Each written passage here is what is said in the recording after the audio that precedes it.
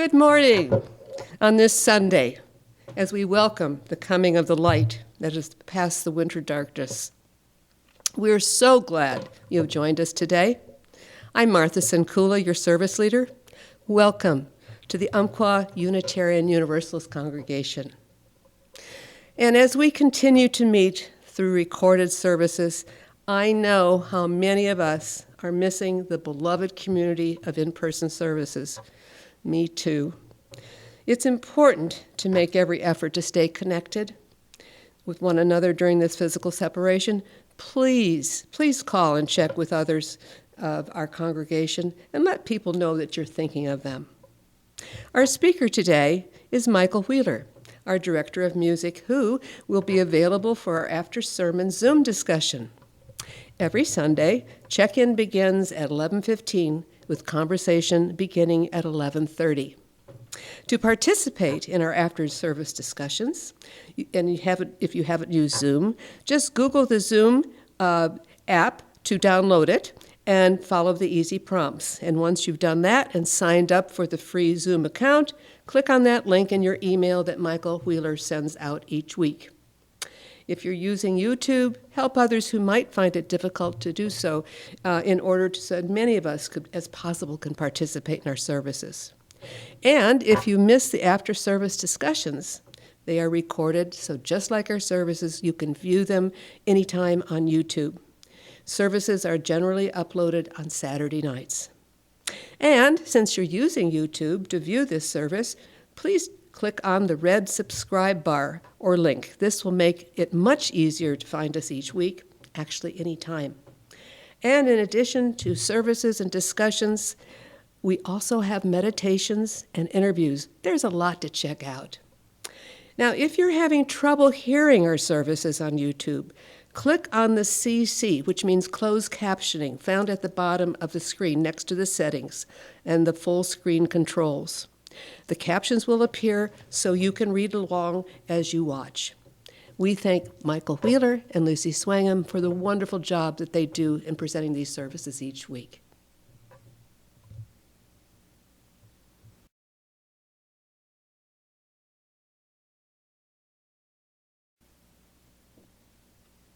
Our chalice lighting words are by Julian Lepp. And as I read these words, consider these. We seek our place in the world and the answers to our heart's deep questions. As we seek, may our hearts be open to unexpected answers. May the light of our chalice remind us that this is a community of warmth, of wisdom, and welcoming of multiple truth.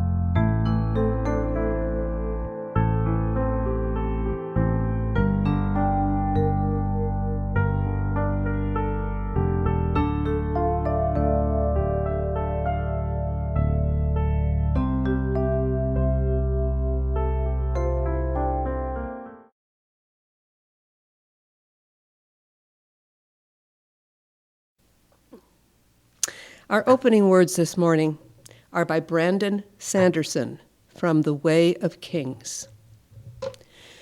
Just because I do not accept the teachings of the devotees, that does not mean I've discarded a belief in right and wrong. But the Almighty determines what is right. Must someone, some unseen thing, declare that this is right for it to be right? I believe that my own morality, which answers only to my heart, is more sure and true than the morality of those who do it right only because they fear retribution.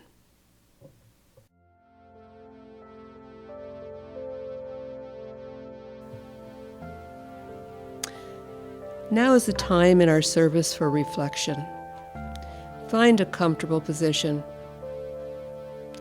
Feel the tensions in your body and relax. And as we take a slow breath in, breathe in peace, and a slow breath out, breathe out love. Peace, love. Let us gather our energies as we participate. Listen to the words, spend some time in silence, and enjoy the music. Our words today are by George Herbert. Sweet peace, where dost thou dwell? I humbly crave. Let me once know. I sought thee in a secret cave, and I asked if peace were there. A hollow wind did not seem to answer. No, go see elsewhere. I did, and going did a rainbow note. Surely, thought I, this is the lace of the peace's coat. I will search out the matter. But while I looked, the clouds immediately did break and scatter. Then I went to a garden, and did spy a gallant flower. The crown imperial, sure, said I, peace is at the root must dwell. But when I digged it, I saw a worm devour what showed so well. At length, I met a reverend good old man, whom when for peace I did demand, he thus began. There was a prince of old at Salem dwelt, who lived with good increase of flock and fold. He sweetly lived, yet sweetness did not save his life from foes. But after death, out of his grave, there sprang 12 stalks of wheat, which many wondering at, got some of those to plant and set. It prospered strangely, and did soon disperse through all the earth. For they that taste it do rehearse that virtue lies therein, a secret virtue, bringing peace and mirth by flight of sin. Take of this grain, which in my garden grows, and grows for you. Make bread of it, and that repose and peace, which everywhere, with so much earnestness, do you pursue, is only there.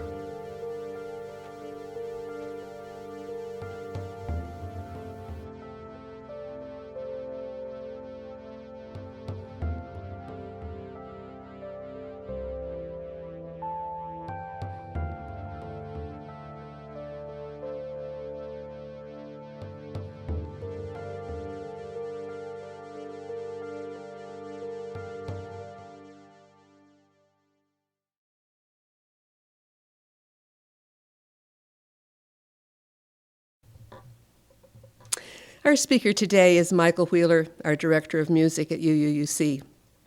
He holds degrees in music theory and ear training, music history, ethnomusicology, an MFA in music composition, and a doctorate of sacred music. He also has advanced diplomas in philosophy, psychology, and sociology, as well as becoming an ordained minister. An accomplished musician of piano and Eastern string instruments and an in-depth thinker, Michael shares his vast knowledge of music, history, and philosophy in his frequent thought-provoking sermons at UUUC. His primary focus in ministry is examining the role of the story in its shaping of the self and of community. He is also our director, videographer, and editor of all our recorded sermons that you are seeing every week and doing excellent work. Thank you, Michael. So welcome to the Sunday service. Before I get started with the actual sermon, I suppose I could put air quotes, sermon, because these are really more discourses. They're ways of introducing an idea that you can then respond to, or at least that's what I hope to do.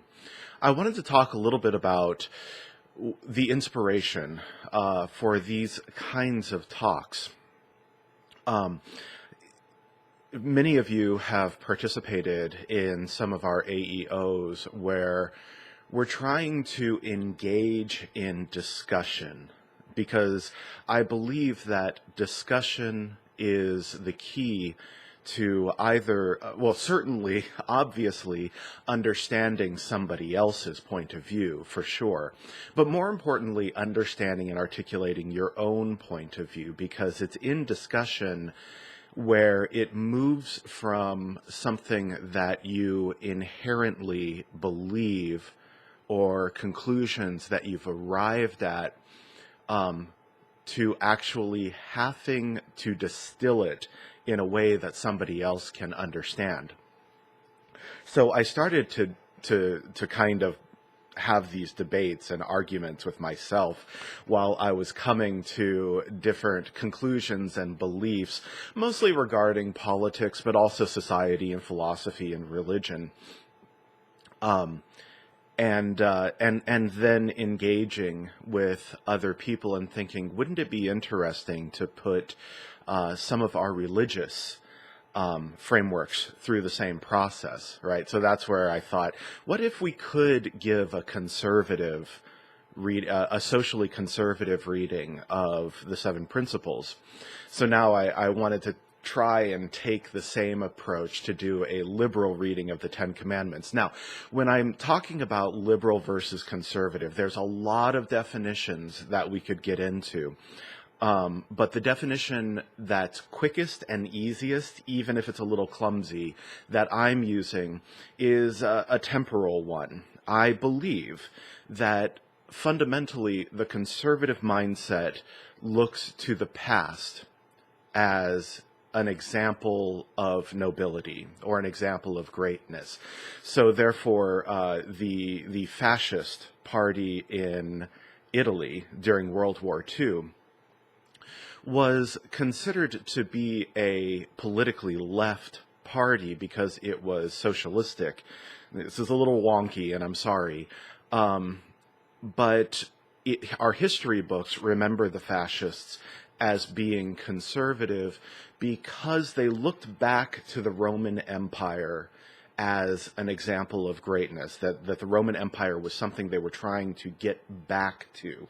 If we think of political conservatives or social conservatives in our modern world, for a long time, the idea was looking back to the 1950s as an ideal for American culture, right?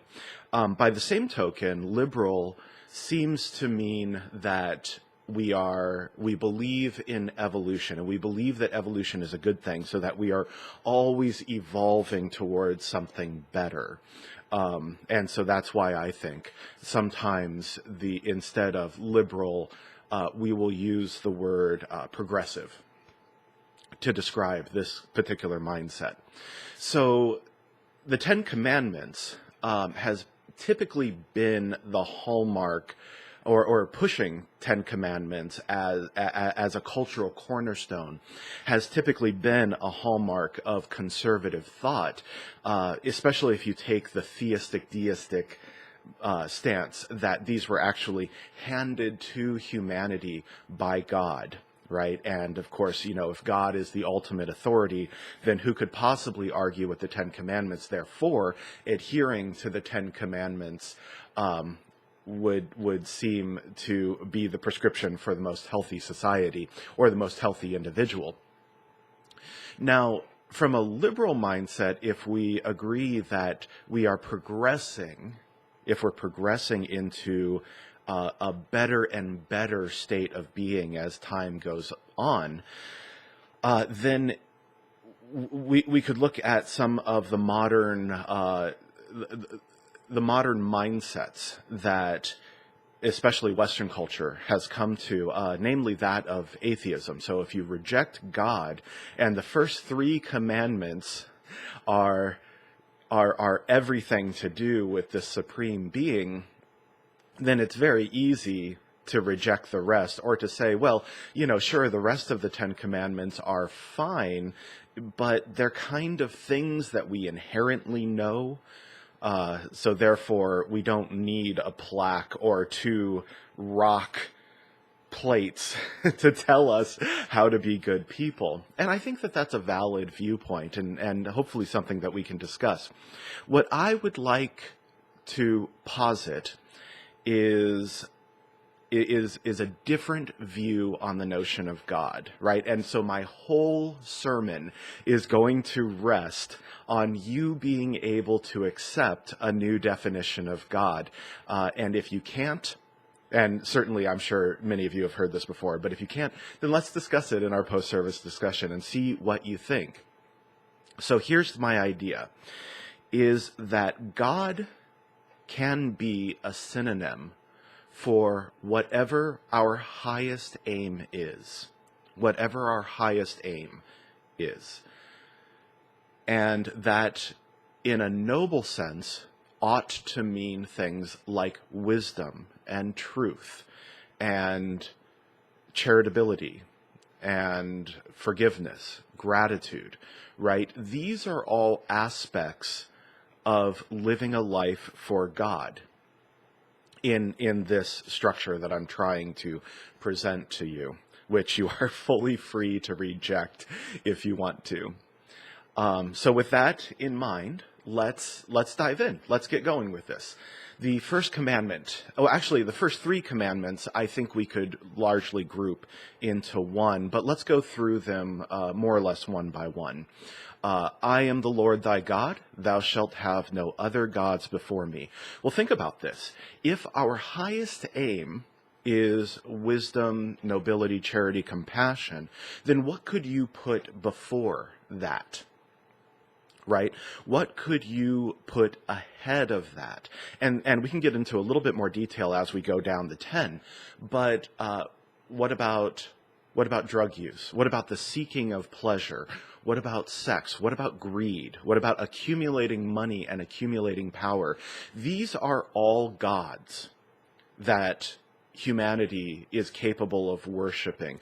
I remember when Bernie Sanders appeared at Liberty University for a speech that he gave, which really made me appreciate the man a lot.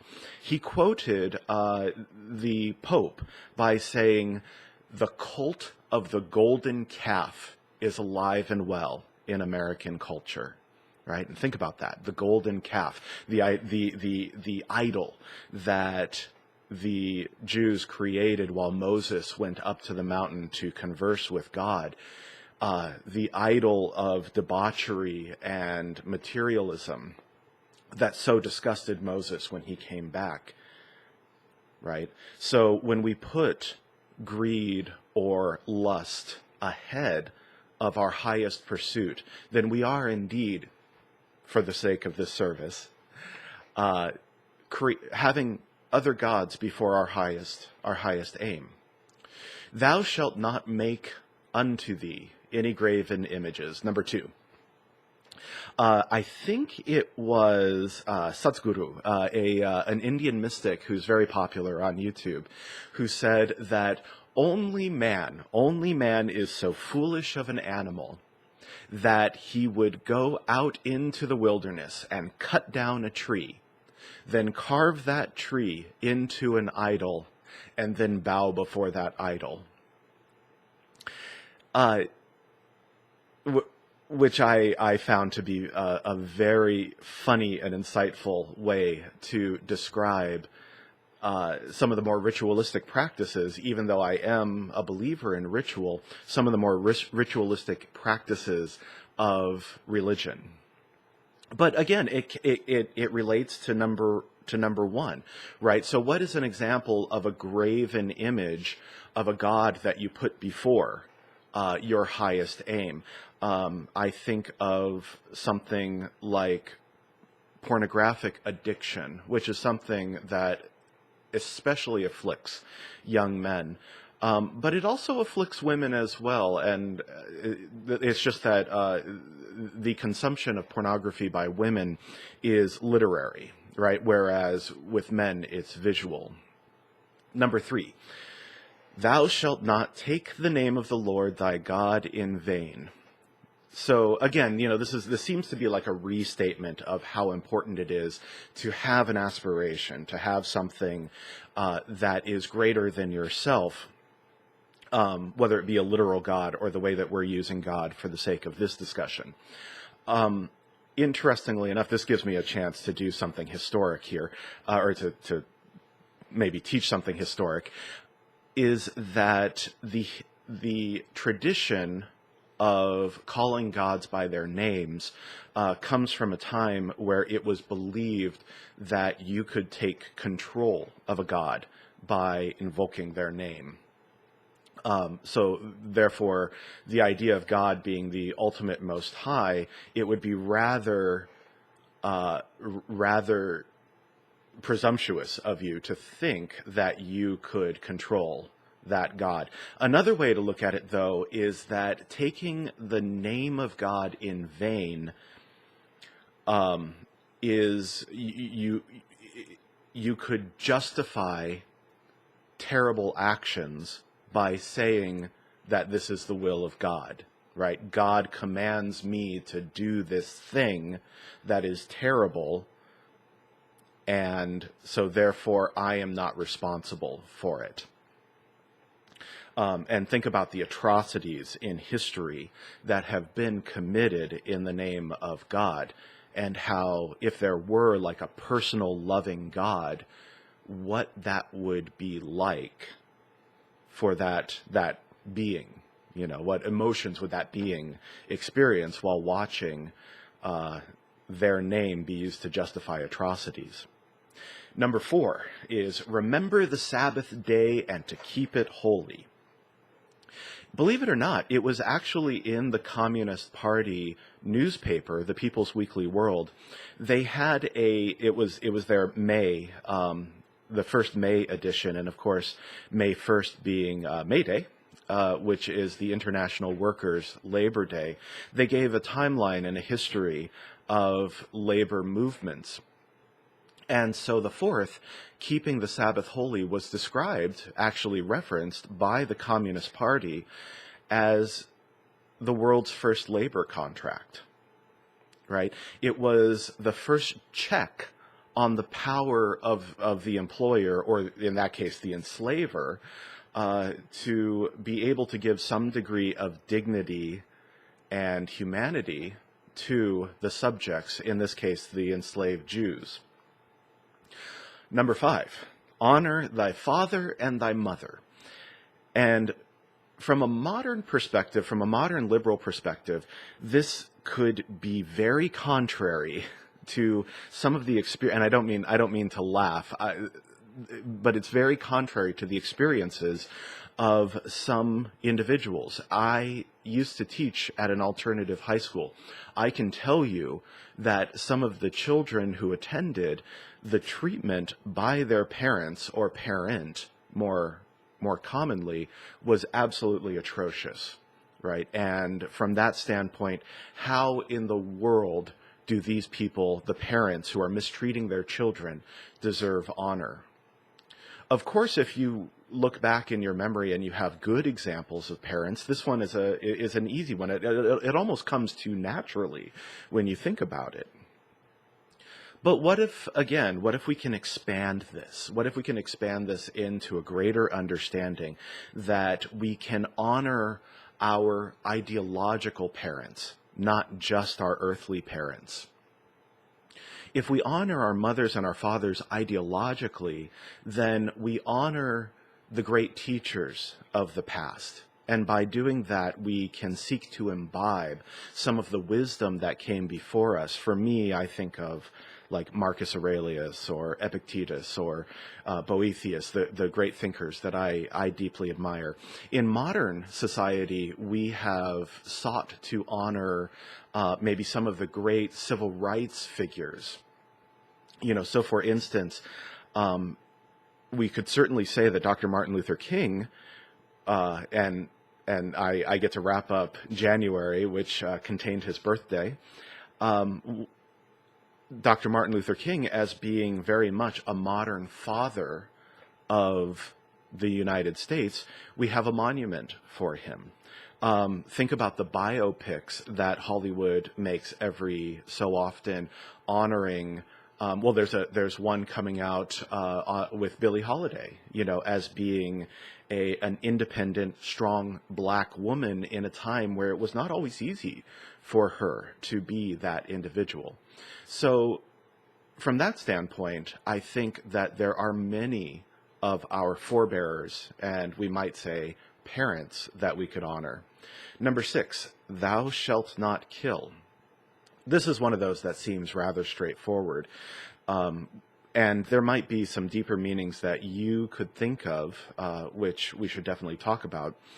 But really, again, this would speak to the idea of playing God, about putting yourself before God, because if you are killing, then you are exacting judgment on who should live and who should die, which the Lord of the Rings teaches us not to do. Number 7, thou shalt not commit adultery. And this would also speak to lying, but what is adultery specifically? There are many people who live in semi-committed relationships or open relationships. And though personally I find that particular behavior distasteful, and we can talk about it, I would not say that those who live in open relationships are necessarily adulterers, because one of the tenets of that would be that they are honest with their partners about what they're doing. So committing adultery from this broader standpoint would seem to mean that you have made a commitment that you are then breaking, and perhaps breaking repeatedly, and you're not being honest about it. Number 8, thou shalt not steal. I wish we could emblazon this on the foreheads of hedge fund managers. Sorry, that's a little too contemporary for the discussion, perhaps. But that, from a liberal standpoint, right, that we are all in this society together. And so when you steal, when you take from somebody else, well, that which hurts one member of the society hurts the entire society. And so the idea of theft, of stealing, would be contrary to that.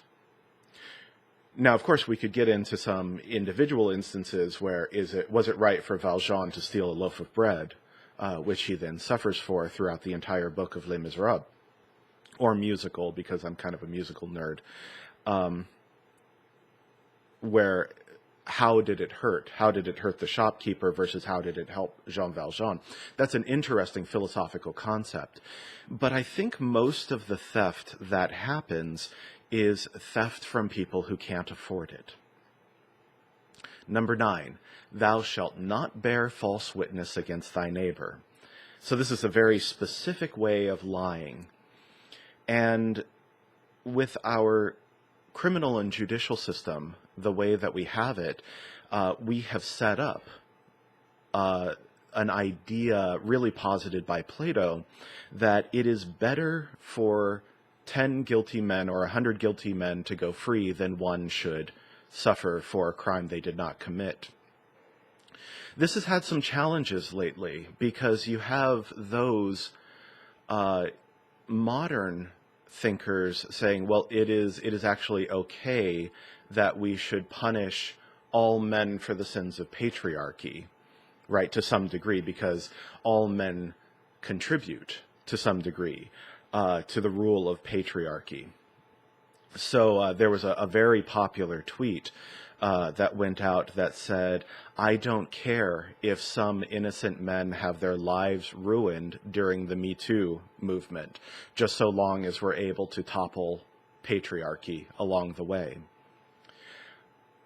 But again, to hurt the individual who is a part of the greater society will in turn harm that greater society.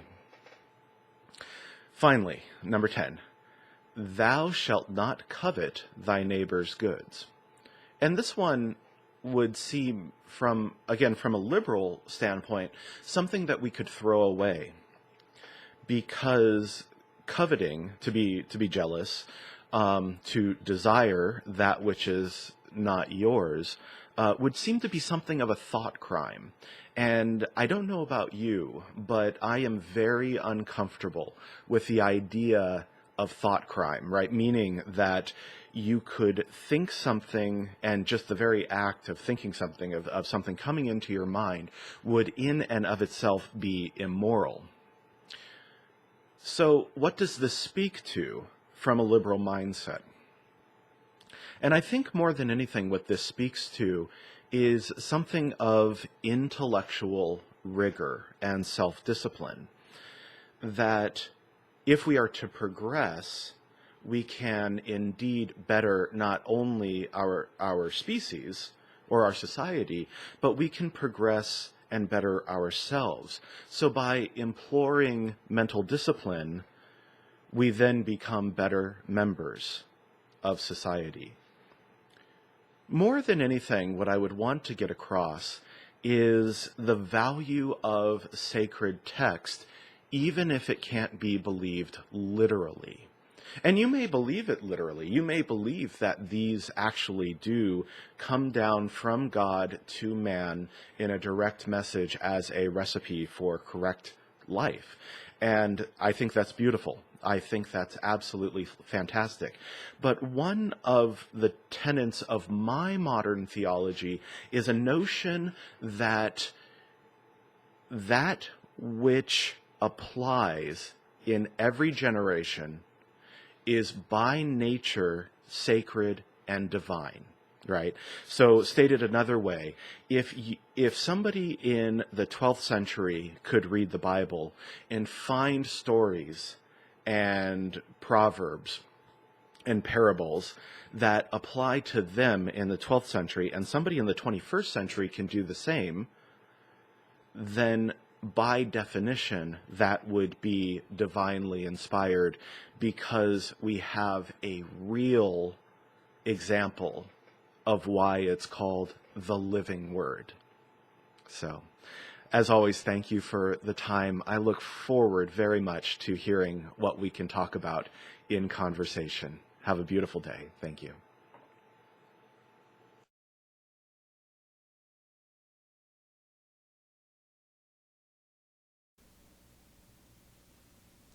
Our closing words today are by Bell Hooks. It's called Communion, the Female Search for Love. Love is a combination of care, commitment, knowledge, responsibility, respect, and trust. Go now in peace, and blessed be.